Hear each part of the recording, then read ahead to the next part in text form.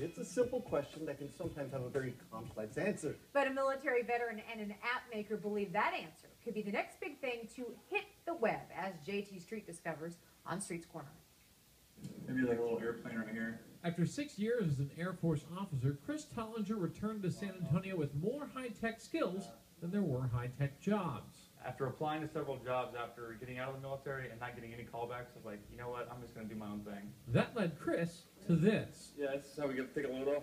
Being a nomad at Geek Zone means that, you pretty much set up shop wherever you can. You got to kind of bounce around, be flexible to what's going on. Which is how Chris met Matt Carter, an entrepreneur who was working on a new app after selling his first creation to a larger company. We just bumped into each other right here in the co-working space. I looked over, of course, he just had the straight terminal with the code up, and I was like, what are you working on?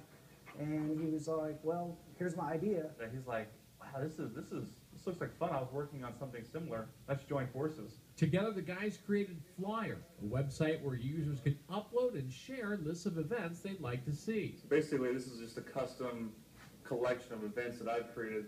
So if you ever wondered, like, where are all the after parties for ACL, you can just go to this one spot. Once they do, Flyer then recommends other events based on users with similar tastes. Oh, she uploaded a new photo. Once you see actual strangers using your product, it's kind of scary and exciting at the same time. Let's follow her. That's what I'm about to do right now. People that we don't even know until they get on our site are actually adding information and curating it themselves. That's the essence of building a service or a product. And with more unique users joining the site every day, these two believe Flyer is ready for takeoff. We're almost there. We're getting there. At least you get some office space. Right now, Flyer is available at flyer.fm. The guys say mobile apps will eventually be part of the Flyer platform as well. If you have a high-flying